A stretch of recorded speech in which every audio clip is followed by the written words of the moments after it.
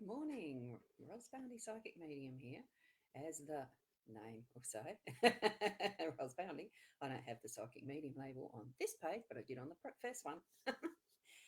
Right, we're here for the Daily Lenormand card spread reading. Just an itty bitty bit late, but I'm very close to the 8 o'clock this morning. And anyway, any time between 8 and 9, it's still 8 something, isn't it? So here we go. I'm going to flip it round to the cards. Tune into your intuition as your, um, whoops, I just hit the wrong button then, but that's okay. That's okay. So tune into your intuition as you're looking at these cards. Good morning, Sarah. And to you, Karen, good morning. It is a crisp morning, but I've got a bit of sunshine and cloud. So at the moment, I actually had to tumble dry my clothes because I'm heading out and I'm not sure, gee, are they going to be on the clothesline and get wet? So I decided not to hang them out. Oh, I just noticed how dirty my screen is over the cards. I didn't check that part. So wipe its nose. Let's see if that improves it or not. Yeah, a little bit. Yes, I had it fall over a little. I fall down and it sort of, I must have put my handprint on it. But what we've got, and I forgot the pointer. So what we've got is, as the main card, because I've now got Leanne and Deb's cards here, the Inner Soul Guidance Oracle, I'm going to use one of her cards every morning as part of that central emphasis, give it the first energies, because what we've got here is the confirmation card, and I'll pick that up, lift it up and show you. Because what we've got here is the confirmation card from her deck, and it's ask those desired questions and open your heart and receive the signs from above. And it certainly is giving that confirmation that what we need to do is, you can see you can see the reflection of the camera in there. Have a look at that. So what it's actually doing is reminding us that we do need to, when we ask questions, we're looking for the signs that are the answers. What we need is some silence afterwards to actually bring forward those those answers in the awareness that we've got, increasing our awareness, waiting for those answers. Okay. So good morning, Caitlin. And we've got a very, oh, well, that's a different word for it. Bloody freezing. Is it really cold there in the bridge? Oh, nice and crisp. Um, I haven't actually been outside here yet, so I don't know how cold it is. And as you can see, I've put on a nice warmer top already after my shower. So it is interesting how we all perceive what is cold differently, isn't it? Now, what we've got in our cards this morning is the mice in the home space, which this time of year is pretty typical. What we've got is the moon in our workspace. We've got the young lady as the unexpected. We have time in our role, and it's clouds in that central space. I only just realised I've got that scroller across the bottom that I don't really need to be putting there. So I'll try to figure out where the heck I actually hide all. Yeah, it was a different place when I was chatting with Leanne the other night, and it took me a while to find something that's changed in the back part of Beehive. A big yeah. So mice in the background in our home space. You don't really see them running around all over the place here. I am aware that there's some places in New South Wales apparently that there are mouse plagues, mice plague. Anyway, uh, what they normally do are in the background and sneaking around and hiding. They don't like to be revealed. They don't like to have you see them. Effectively, they're more into the dark spaces and places and taking advantage of what's hidden in those places and spaces, what they can find when it's dark, when the doors are closed. So I like the card purely because it's a wonderful little rendition, like picture of this, because this one's just, or she is just swinging away on that piece of cloth and chewing through it, because mice will chew through plastic and they'll chew through paper and as well as the food, and wiring, all sorts. That's why they're such a um, they're not deliberately nasty, but they're such a resourceful, chew through anything, eat anything, take advantage of anything. Um, and it's without the care of themselves. They'll go to steal the cheese off the mousetrap without knowing, or the type of things that we do to get rid of them. And they'll still go in and eat the babes. They'll go in and trip the traps and all sorts of things. So what we're needing to be is have that awareness. It's almost like the question: is there anything hidden in our lives today, in our homes today, anything that needs to come out to be revealed? Because some energy or some food might even be being stolen from you by the mice. But they're just looking after their own realm, of course. They want to eat, they play, they just destroy. So we need to keep an eye out for them, have that awareness. Okay. And very nice looking fruit and cheeses and breads there. It's making me hungry. I haven't had breakfast. So we're going to move over to the moon, which is actually in the business space or the workspace. Um, because I'm in business as such, that's why I think of it more as business instead of work. But if you work at a job, it's still the same sort of energy. It's putting the mind to other um, aspects of life that are bringing in your income. So, if you're in business, you're working to move to have that profits. Pro, oh God, I really haven't got my brain into gear this morning yet, have I? To have that mechanism working to bring in that cycle of profits. We plan and do and create so that we're offering services or products or consulting or anything that is going to bring income back into us as our livelihoods. And as a job, you might be doing those sorts of things for someone else. You're employed.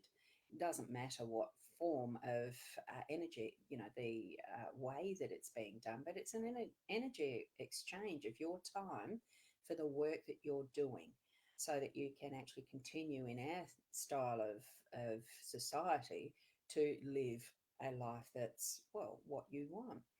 Here we've got the moon that's actually reflecting what are your thoughts and dreams on what you want. What are you working for? And in specifics, what is the mechanisms that you're needing to put into place to continue that cycle of creating that energy movement, that energy exchange, your labor, your thoughts, your talents, your IP, all sorts of things that can be put out there for others to purchase, to have that exchange of energy, that exchange of money to allow us to continue on in our further work, further livelihoods, further living, to be able to create this without people or mice coming in to steal it. Because of course that is some of the energy of relationships and people in the background in your home space, relationships that are feeling like they're draining your energy. Here we've got things that are productive and moving through that cycle that the moon moves through as well, so that we can create that abundance. Okay. Up here in our unexpected, we've got a young lady's energy moving into our day. So take those bright ideas, and I think this is probably relative as well to that contemplation, to asking the questions.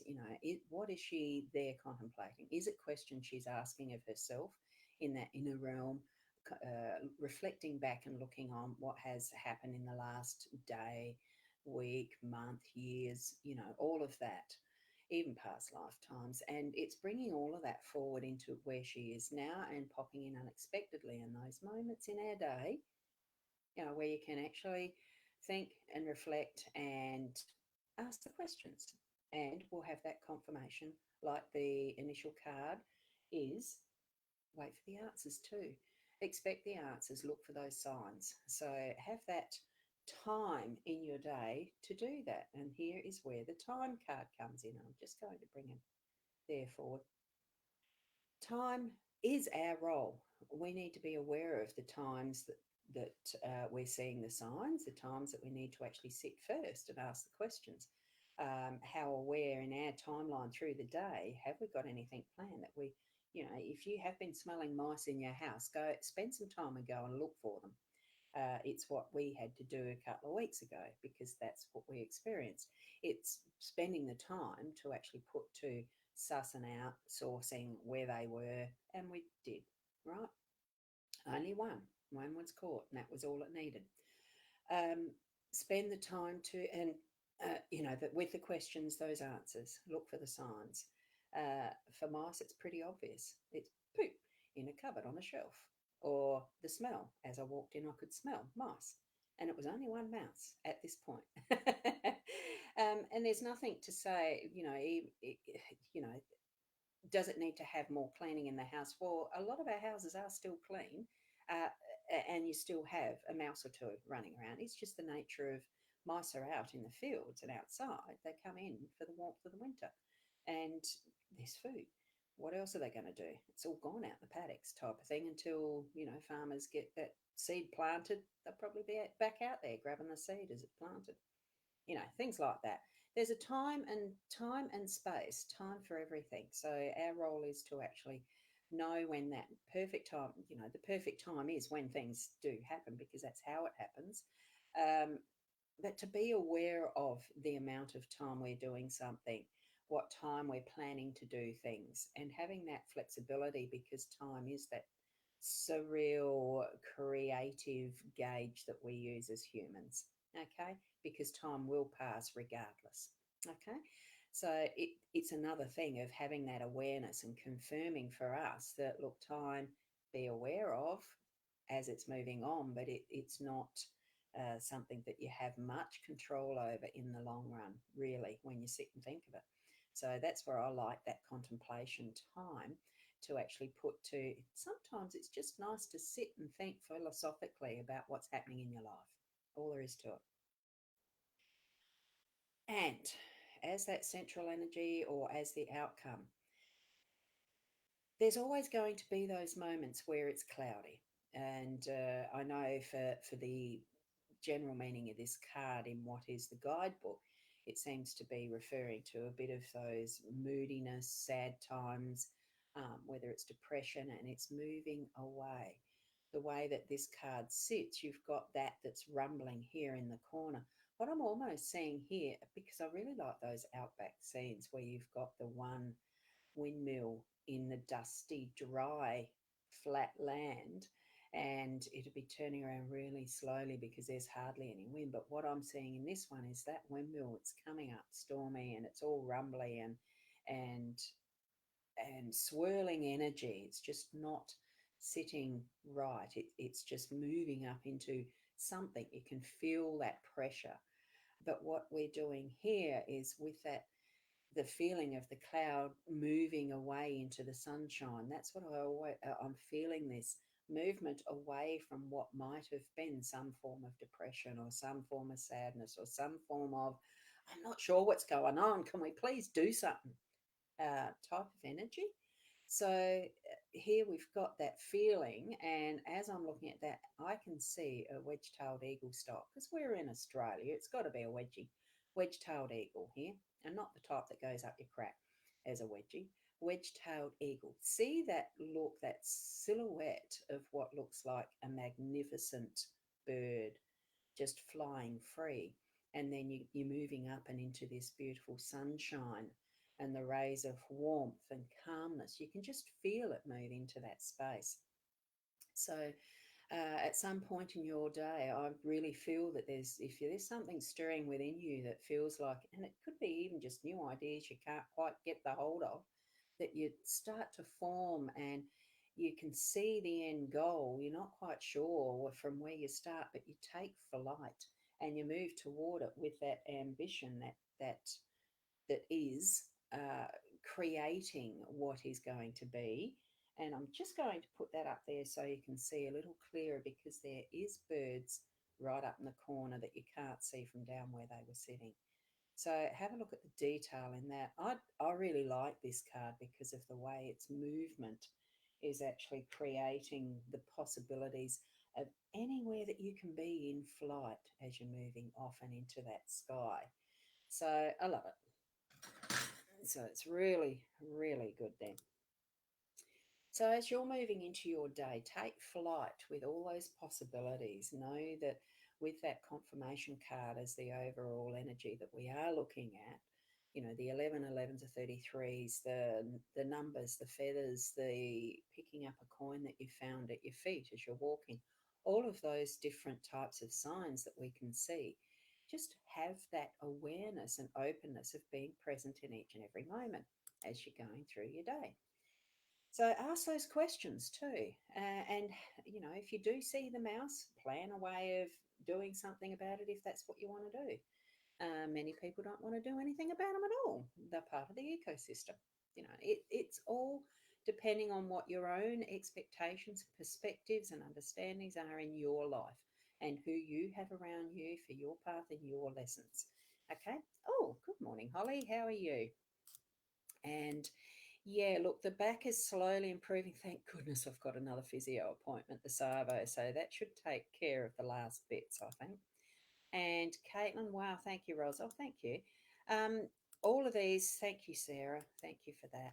All of these messages that we receive whilst we're reading through a set of cards in a spread laid out as I have done. Create your own if you'd like to do card reading for yourself. It's only just using a tool that helps us to understand what we have in our life. Even if it's just sitting down and doing a short meditation or a long one if you want to, and concentrating on your breath or not even doing that, just sit, close your eyes and listen.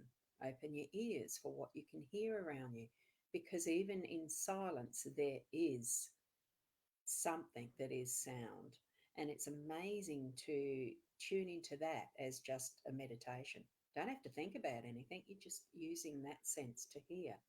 Or even if you're using the sense of feel, touch, the air on your body, all sorts of different ways. Even talking with someone is a way of being in a process of understanding, isn't it? So, in whatever way you're moving through your day, do it with being open, aware, turning on your senses. If it gets too crowded and oh, I can't handle this, turn them off. Just say, look, not now, spirit. Can you please quiet down my mind? Can you please, whatever it is that you're going to ask as your question for help?